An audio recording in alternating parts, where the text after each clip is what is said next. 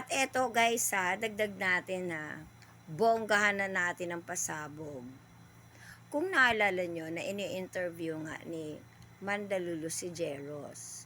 At ang pinapalabas nila doon na ang kausap daw di umano ni Jeros doon sa kanyang video ay si Bro. 'Di ba? At tawang-tawa si Mandalulu dahil sabi nga niya daw, Barbie nga. Pero ito yung katotohanan. Nung nagkaso si Jeros against Alfred at dun sa ex niyang babae, kinasuhan ito ni Jeros sa Cebu, sa Mandawi, which is ito nga ay na-dismiss. Sinabi ni Jeros doon na ang video na yon, ang kasama niya ay ang babae niya na girlfriend na ex. So, paano nyo ito himayin, Jeros? Paano nyo ma-debunk yung live stream ninyo na nakapreserve na sa cybercrime at yung desisyon, yung resolution ng kaso mo sa Cebu against Alfred at doon sa ex mong babae? Siguro kailangan nyo mag-usap ni Mandalulu. Diba? Dahil ipinapaalam ko sa inyo, kausap ko na si babae at nalaman na namin ang katotohanan kung bakit niya ipinalabas ang video ninyo na di umano sabi mo, Jeros, kayong dalawa lang ang nakakaalam ng meron yan. Pero nung nakausap ko ang babae at naggalit nga siya sa ginagawa ninyo ni Mandalulu. Kaya napiste siya, babae naman siya, may julats, bakit nagpapatsupapips ka pa rin kay Mandalulu na ito yung sinasabi ni Rolly? Bakit pa niya kinakalkal si Rolly? Di ba nga nandyan ka na, Jeros? Dahil guys, si Batch po ay pilit ng lumalayo. Si Batch po ay ang past ni Mandalulu na siya talaga yung una at siya yung dahilan kung bakit hiniwalayan siya ng asawa niya. Dahil inuuna niya yung kapritsyo ni Batch na doon sila nag-live-in sa Dipolog City, Dapitan, malapit sa Dipolog City. Nakakatawa ang kwento mo, Mandalulu. Napilit mong tinitwist ang issue. Diba natigiluglog ang nanay mo dahil sa problema sa'yo?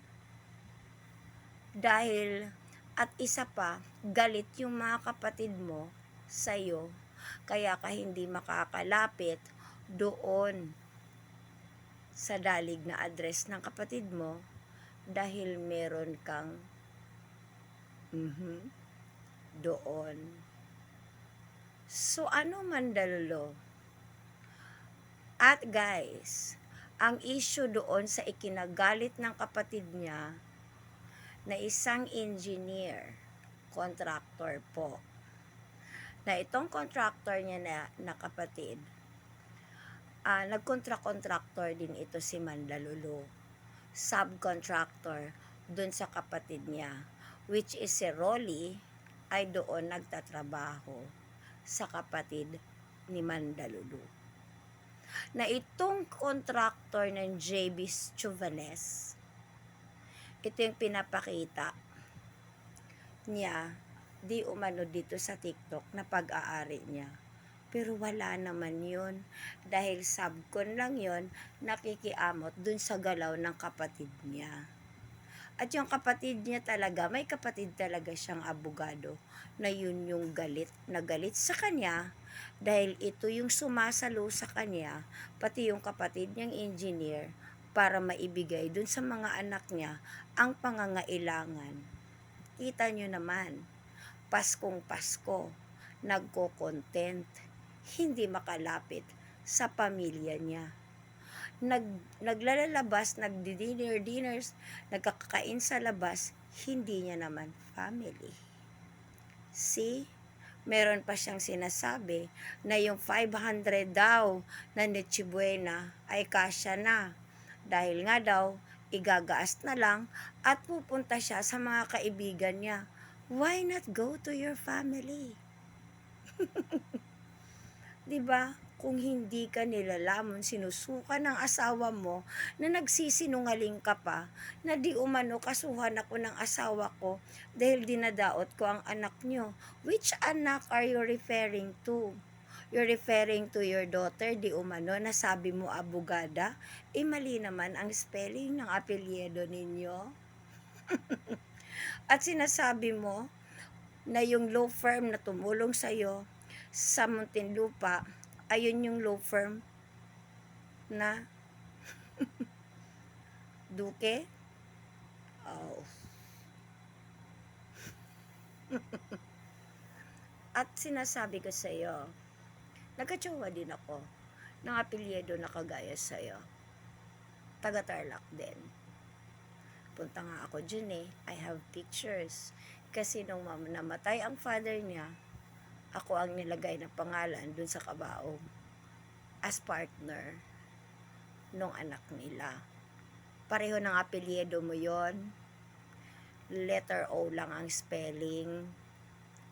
So alam ko at kung sino yung mga nag-i-exist na kaapelyido mo dyan sa Tarlac.